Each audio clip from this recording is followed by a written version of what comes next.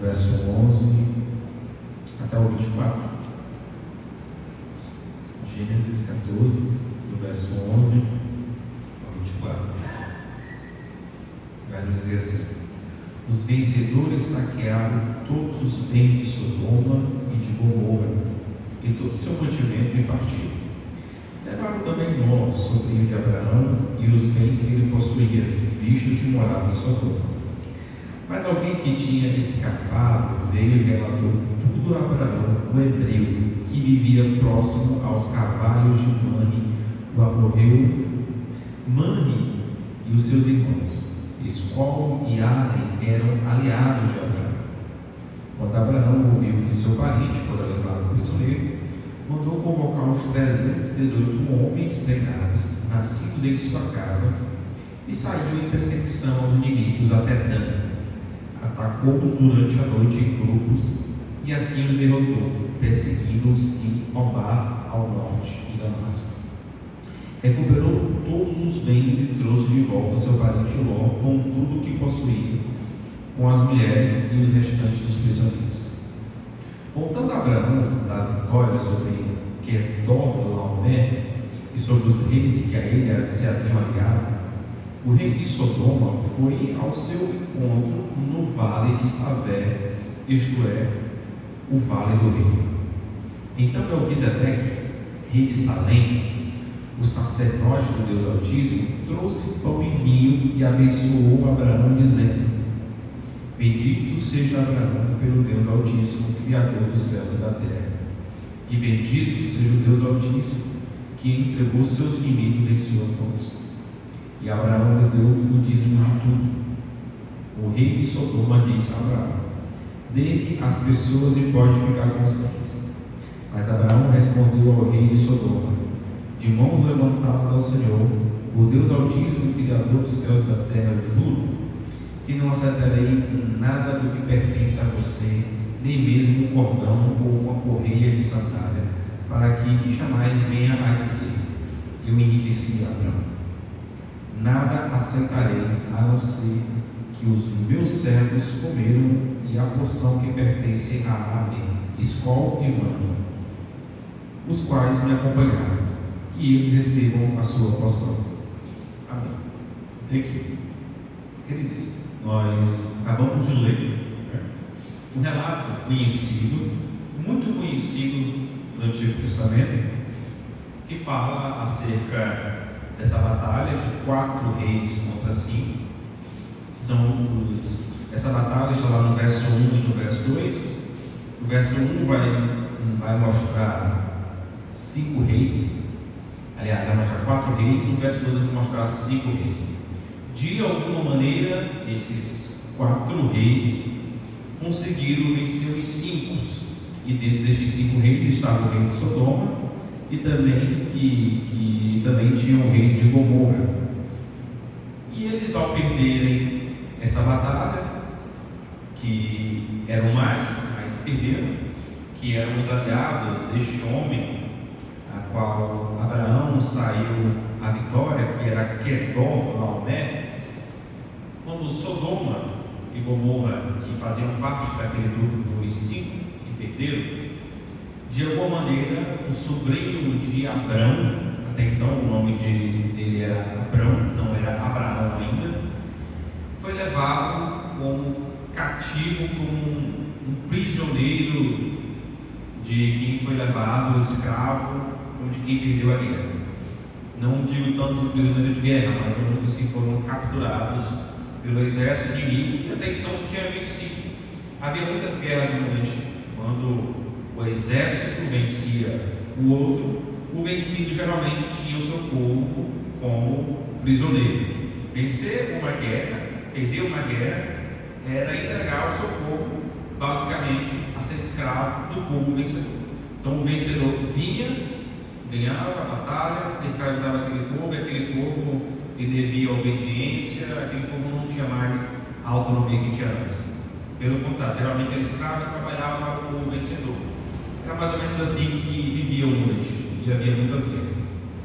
Ló, nesse tempo, como nos capítulos anteriores que nós lemos, mas especificamente no capítulo anterior, capítulo 13, houve um momento em que ele teve que separar do seu tio Abrão devido aos desentendimentos dos empreendimentos que havia com ele, com seus pastores, os pastores de Abrão. De alguma maneira eles entenderam que a melhor maneira é que um tinha que ir para o norte e outro para o sul. De alguma maneira eles tinham que se dividir, porque juntos não davam para andar mais.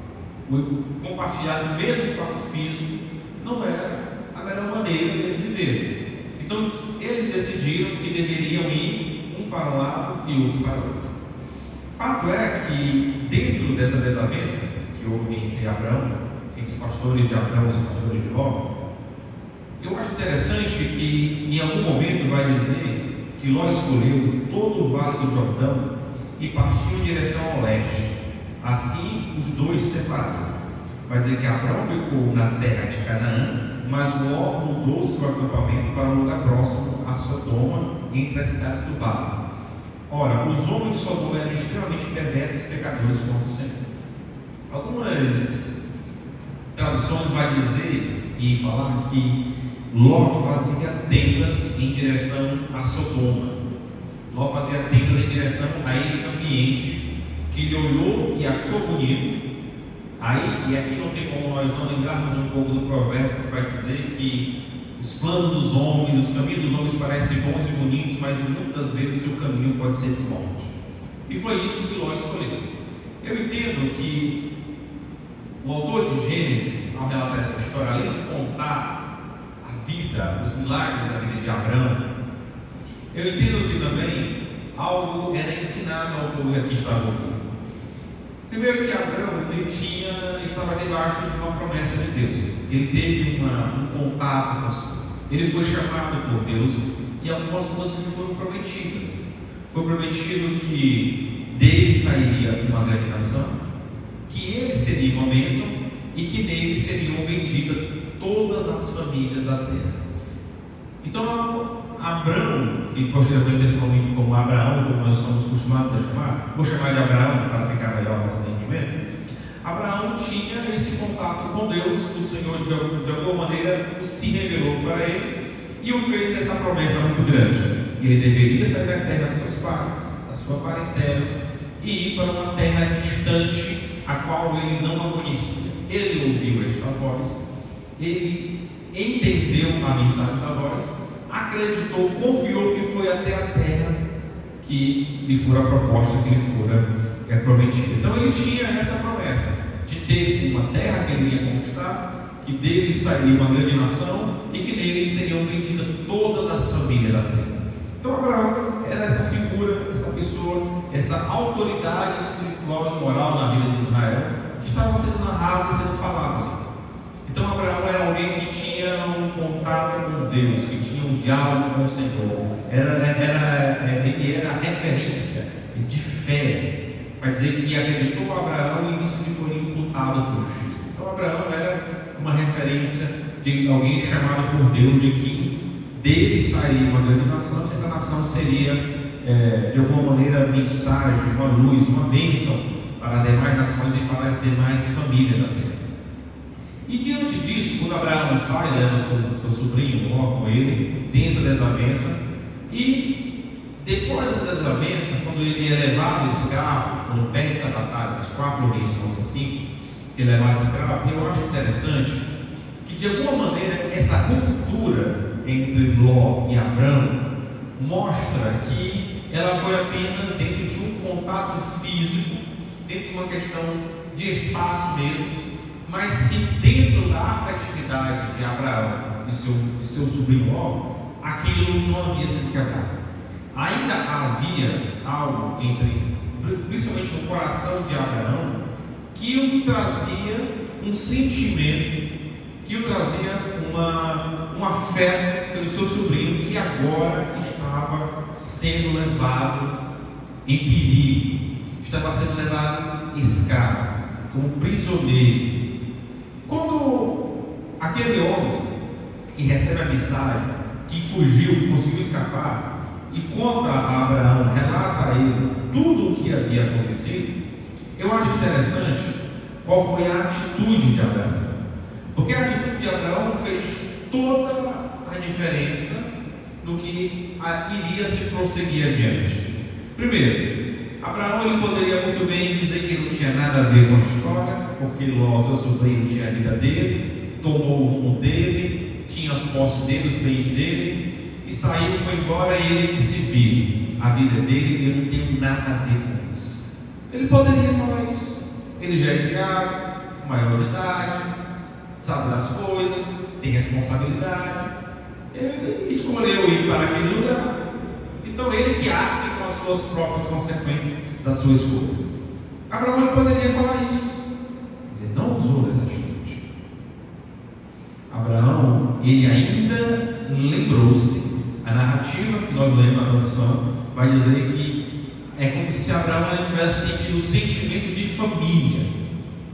Até porque a promessa que Deus havia feito a Abraão era que nele seriam benditas todas as famílias da terra. E de alguma maneira, a família de Ló fazia parte da sua família de Abraão. Então não seria muito coerente Abraão tomar uma atitude antifamiliar, prepotente e egoísta em deixá-lo ele de lado, escanteado, precisando de um socorro, precisando de um resgate. E é isso que Abraão vai fazer. Quando ele sabe, quando ele chega a informação para ele, chega a mensagem, a história, o relato direitinho como aconteceu, Abraão aqui, ele se apresenta como um resgatador, um homem corajoso, que chamou, convocou 318 homens, alguns dizem que é 300, homens de guerra da sua casa, e foram em resgate do sobrinho, que tinha perdido a guerra, que eram 5 reinos contra 4, e esses 5, que eram a maioria, conseguiram perder para os 4, e Abraão, com 314, como nós lemos aqui, tem a coragem de dizer, de sair do seu lugar para resgatar o seu sobrinho, que agora estava correndo perigo. Se for essa atitude de Abraão é uma atitude nobre, é uma atitude de um herói. Aqui me lembra muito a parábola daquele pastor que sai em busca da ovelha perdida, que está lá perdida nos montes, vagueirando, ferida, que deixa as 99 e vai atrás da perdida, porque aquela ovelha para ele era preciosa. Isso me lembra muito esse episódio de alguém que precisa de um resgate.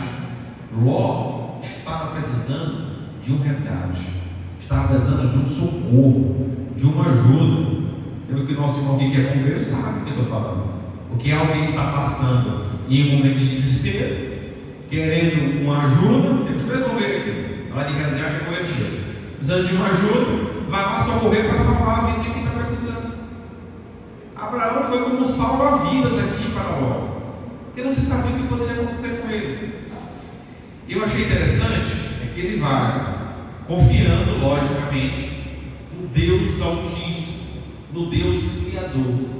E ele sai em busca do seu sobrinho perdido, seu sobrinho escravo, levado como estrangeiro, e ele consegue a batalha, ele consegue vencer essa batalha e vai dizer que recuperou todos os bens e trouxe de volta seu parente Ló com tudo o que possuía. O narrador deixa claro, o seu parente Ló, para trazer a ideia de família mesmo. Abraão ainda via Ló como seu familiar, havia se separado na sua circunstância física, mas aquela aliança de família ainda permanecia. Aquele afeto lá no fundo ainda chamava a atenção. E isso talvez o que gerou, o que comoveu o coração de Abraão, que foi uma atitude nobre, uma atitude heróica, uma atitude corajosa, uma atitude de quem realmente demonstra amar a família. E aqui, queridos, talvez seja um grande conceito. Muita gente usa esse texto para falar de família. Por quê? Porque vai mostrar que Abraão olhou para o seu sobrinho Ló como se fosse talvez um filho. Teve a mesma atitude de olhar para o seu parente como se fosse um filho. E aqui mostra que famílias têm problemas, que família tem desentendimento. Mas mesmo tendo problema com desentendimento, família é família. E nós estamos aqui para nos resgatar, para nos ajudar. e para fazer a vontade de Deus, glorificar o nome do Senhor. E Abraão levou isso muito a sério, de alguma maneira. Só que, depois dessa grande atitude de Abraão, quando ele vence aquela batalha, aqui acontece talvez um dos episódios mais inusitados, um dos episódios talvez mais difíceis de se compreender, que foi altamente conversado, dialogado, que é a história deste homem que aqui acontece. Vai dizer que Abraão, voltando da vitória sobre Quedorlaomer e sobre os reis que a ele haviam saqueado, o rei de Sodoma foi ao seu encontro no vale de Sanfé, isto é, o vale do rei. Vai dizer que então Melquisedeque, rei de Salém e sacerdote de Deus Altíssimo, trouxe pão e vinho e abençoou Abraão. Essa figura, essa pessoa, este personagem Melquisedeque, ele é retratado no livro de Hebreus, dizendo como alguém que não tinha, sem pai, sem mãe, sem genealogia, e vai dizer que o sacerdócio de Jesus não é segundo a ordem de Levi, mas segundo a ordem de Melquisedeque.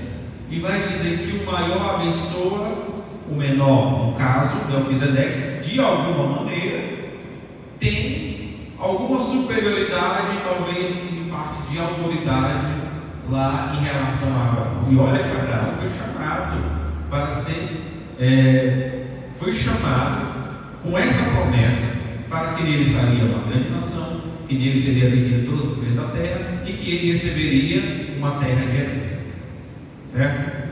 Mas de alguma maneira, talvez em termos de autoridade, esse sacerdote Melquisedeque, rei de Salém, Salém é a antiga Jerusalém. Salém quer dizer cidade de paz, o Shalom, que posteriormente foi o termo usado para a saudação entre os judeus e que também é usado por nós o termo paz. Então Salém era essa cidade de paz.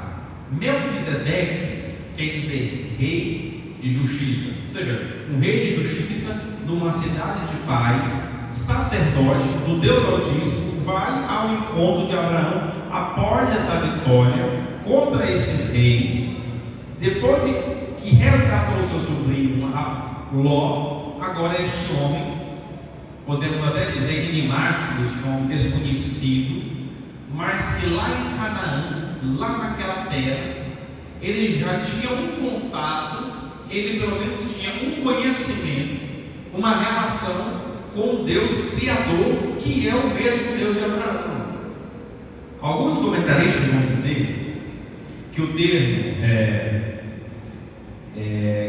quando vai falar que o Deus Altíssimo, vai dizer que lá que isso aqui está descrito na linguagem cananeia, entre os cananeus, quer dizer El Elyon, Deus Altíssimo. É uma palavra, digamos assim, se referindo ao Criador, o Criador dos céus e da terra, em um outro idioma, talvez diferente de usado por Abraão, que é o que nós traduzimos como Senhor, uns vão dizer que é Yahvé, aquela coisa toda que nós sabemos pronunciar. Mas de alguma maneira, esses homens que não se conheciam, agora vem Melquisedeque e abençoa Abraão, invocando as bênçãos de Deus, dizendo: bendito seja Abraão pelo Deus Altíssimo, Criador dos céus e da terra, e bendito seja o Deus que entregou os seus inimigos em suas mãos. Este homem, este sumo sacerdote, ele é falado aqui em Gênesis, ele é falado nos Salmos, mais especificamente em número 110, e ele é ressaltado também lá em Hebreus, nesses três momentos. Hebreus, quando vai falar de Melquisedeque, eu entendo que ali está falando que Jesus está acima dos anjos, que Jesus está acima dos profetas, que Jesus está acima de Moisés, que Jesus está acima, que ele é um sumo sacerdote, não da ordem de Levi, mas da ordem de Melquisedeque, que é um sacerdócio eterno.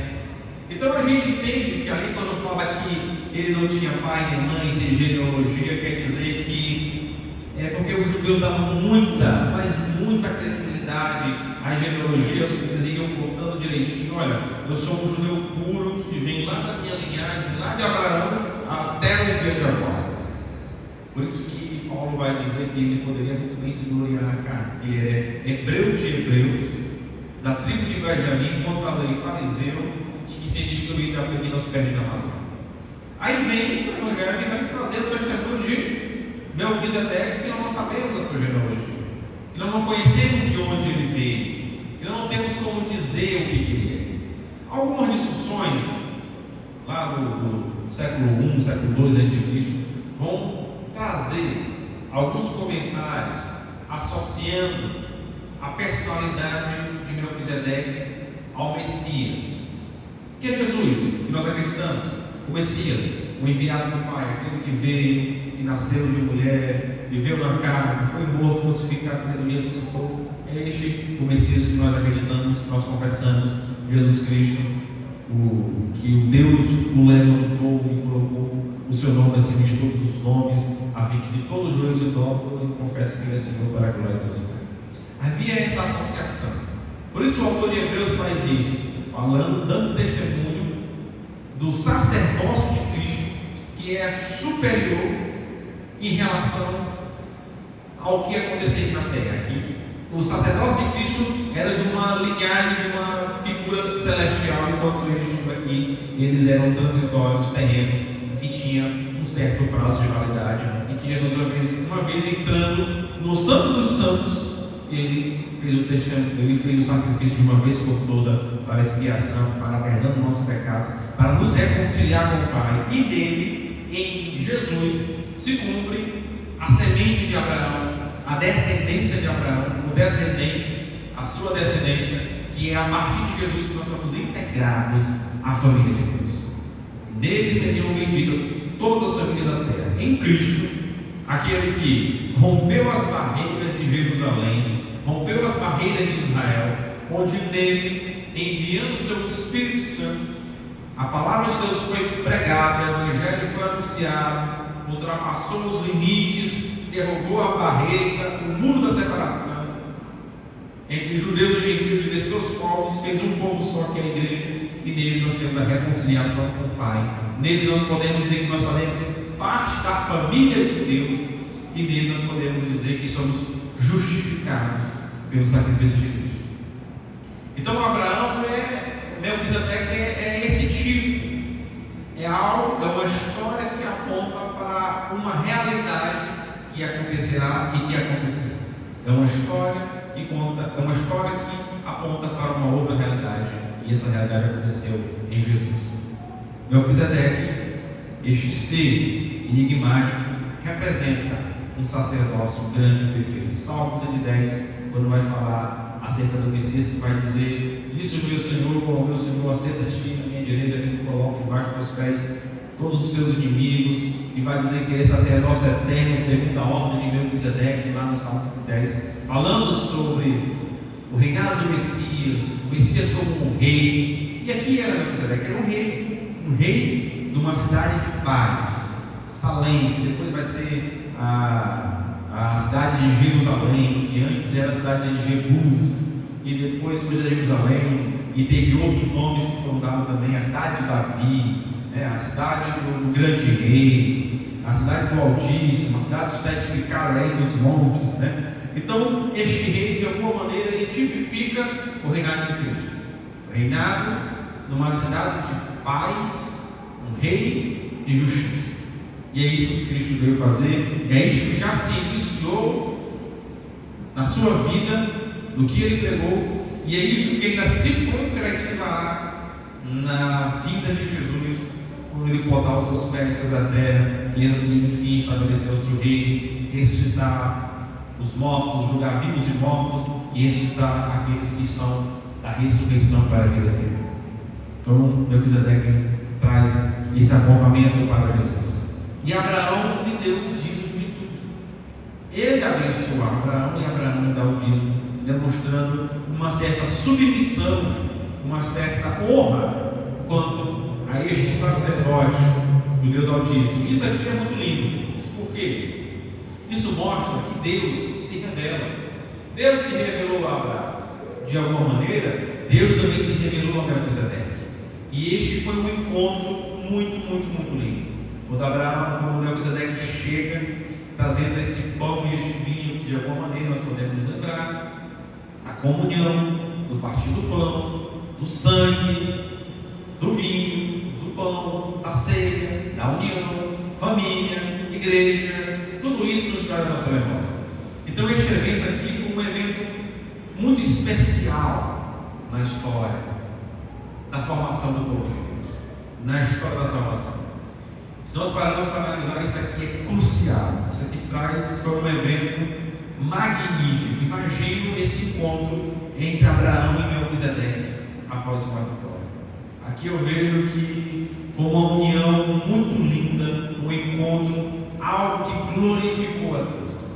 Quando Melquisedeque invoca as bênçãos de Deus sobre a vida de Abraão, eu entendo que ele falou aqui movido pelo Espírito. É como se fosse uma espécie de uma poesia, como falava os salmistas: bendito seja Abraão pelo Deus Altíssimo, Criador dos céus e da terra. Já se tinha a ideia de que Deus era Criador. Bendito seja o Deus Altíssimo que entregou seus inimigos em suas mãos. Ele pede que ele invoca as bênçãos de Deus a Abraão e adora a Deus. Isto aqui foi algo magnífico, foi algo maravilhoso que aconteceu. Mas a história não fica por aí. E existe algo que nos chama muita atenção, que é algo que nós devemos chamar, o livro de Provérbios muito conta, chama-se a honra. Abraão foi um homem honrado. Abraão foi um homem que sim teve seus problemas, foi ao Egito, falou que Sara era sua irmã, se bem que ela era meia irmã, mas ela mesmo era a esposa dele, e Abraão não teve seus problemas, digamos assim. Mas Abraão foi um homem honrado. Quando ele vence essa batalha, quando ele tem esse encontro muito especial, esse encontro emocionante do sacerdote, sumo sacerdote de Deus Altíssimo, chegando e abençoando ele, vai dizer que o rei de Sodoma vai pedir para que Abraão devolvesse as pessoas e que ele poderia ficar com os bens. Olha como esse evento aqui é interessante. Imagina o povo de Israel ouvindo esse ensinamento de Deus, de Deus através de Moisés, para eles, e contando este evento que Abraão negou receber os presentes que vieram de Sodoma e que vieram de Gomorra. Imagina só. Imagina Moisés ensinando como deveria se comportar a nação de Israel. E eles veem na história de como foi a atitude de Abraão frente a este momento. Abraão ele poderia aumentar mais e mais os seus bens. Abraão ele poderia ficar mais e mais rico. Afinal de contas, o cara chegou e rapaz, olha, muito obrigado pelo que você fez. Olha, está aqui. Só quero as pessoas. Até talvez uma atitude nobre do rei de Sodoma. Olha, dê-me as pessoas e pode ficar com os bens. Qual foi a resposta de Abraão? De mãos levantadas ao Senhor, o Deus Altíssimo, Criador dos céus e da terra, juro que não aceitarei nada que pertence a você, nem mesmo um cordão ou uma correia de sandália, para que você jamais venha a dizer: eu enriqueci Abraão. Por que Abraão não aceitou? Ele poderia ter aceitado, não poderia. Ele venceu. Talvez o cara estava ali retribuído com um presente, mas eu entendo, não que seja errado receber presente, né? Mas eu entendo que alguns presentes, na verdade, são mais armadilha do que outra coisa. Abraão entendeu logo, de imediato, que poderia dizer: não, depois vai dizer que eu sou rico por causa deles. Vai dizer: olha só, Abraão, portador da revelação de Deus, homem de Deus chamado, receber presentes de pessoas de uma cidade, de um rei, de uma nação perversa, e de alguma maneira o rei representa o seu povo, ou seja, receber presentes de um rei perverso, pecador, ímpio, que fazia atrocidades posteriormente. cidade de Sodoma, a cidade de Gomorra, vai ser destruída por causa da tamanha perversidade que se havia. Aí chega o cara oferecendo presente para o homem que era chamado para ser santo, e agora chega lá oferecendo presente para ele. Não, de maneira alguma. De maneira alguma.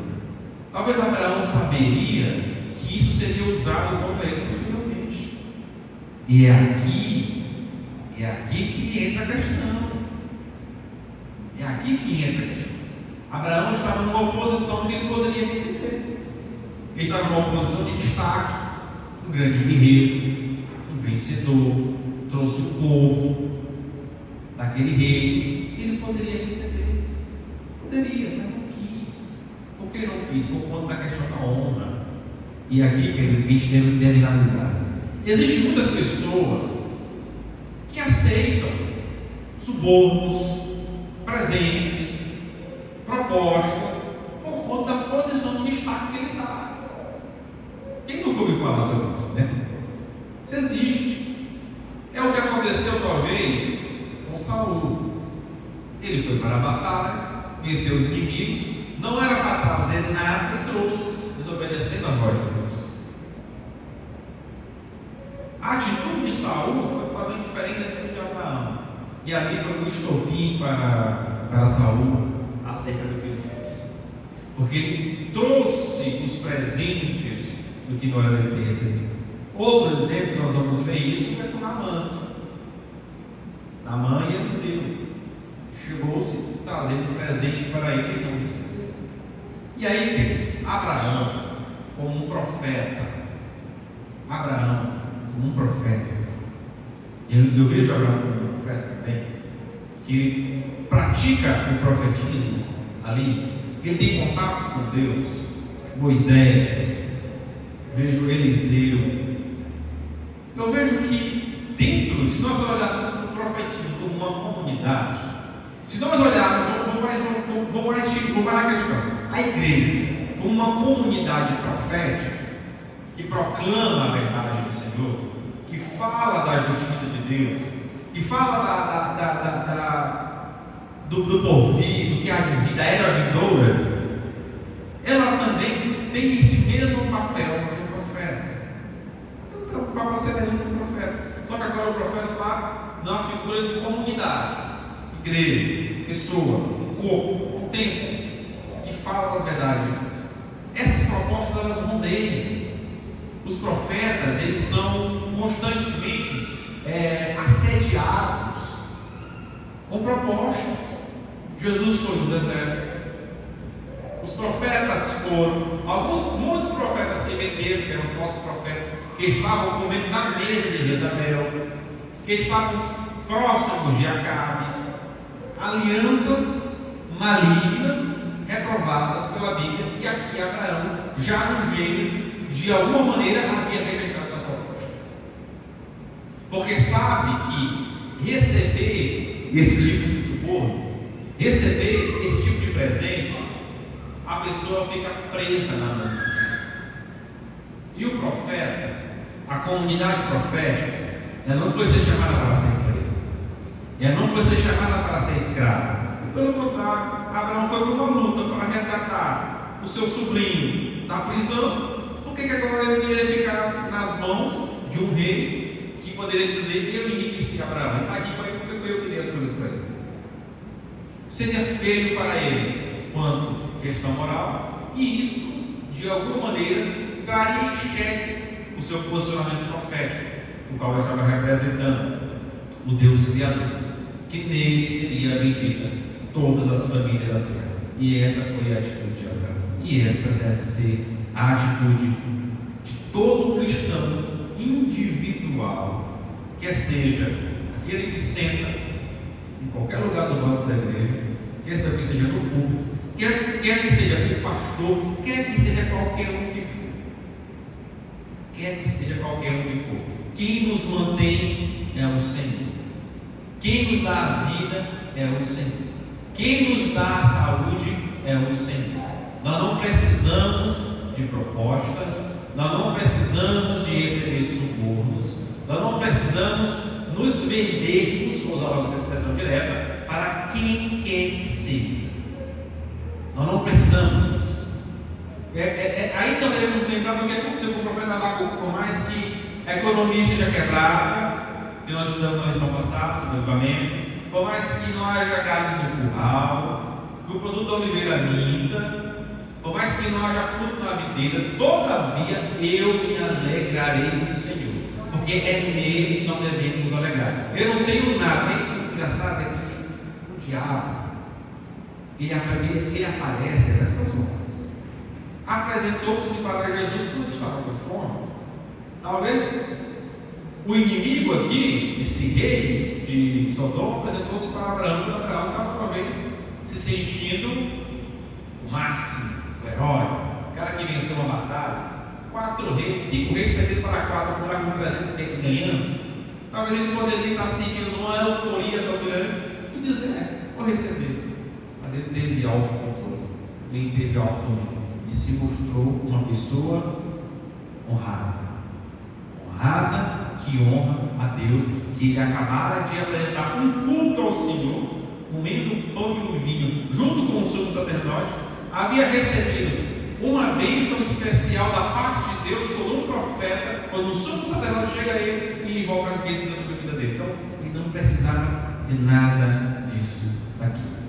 Agora não precisava de nada disso aqui, e nós também não precisamos. Fique com isso. Nós não precisamos, porque o sumo sacerdote da ordem de Melquisedeque já nos resgatou. Nós já ceiamos com ele, nós já comemos do pão, nós já bebemos do vinho, nós já sentamos à mesa do Senhor, nós já fazemos parte da família de Abraão, nós somos filhos de Abraão, pela fé nós somos filhos de Abraão. Abraão acreditou no Senhor, isso que foi imputado por justiça. Nós também, pelo Messias, pelo enviado do Pai, Jesus Cristo, nós também compartilhamos das mesmas bênçãos de Abraão. Das mesmas bênçãos de Abraão nos foi alcançada por Jesus Cristo. Somos co-herdeiros e co-participantes dessas promessas.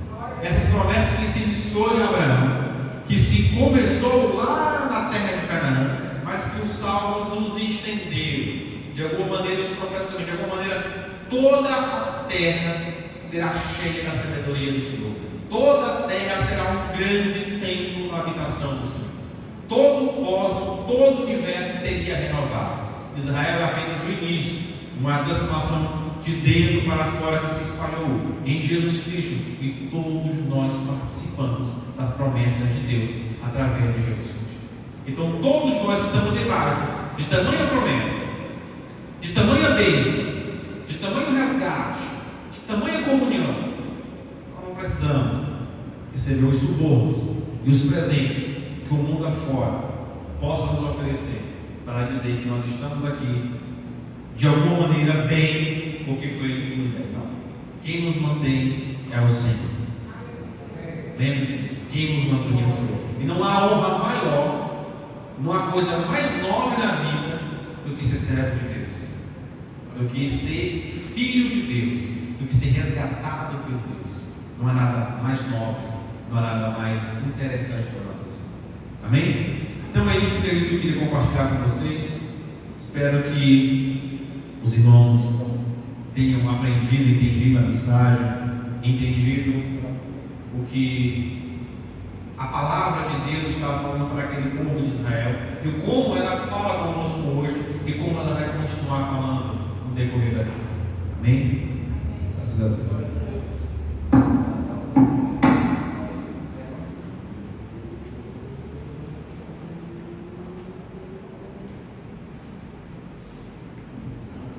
Vamos continuar louvando a Deus com o hino de número 262 e ao mesmo tempo vamos também tirar um momento de oferta. Senhor, estás comigo.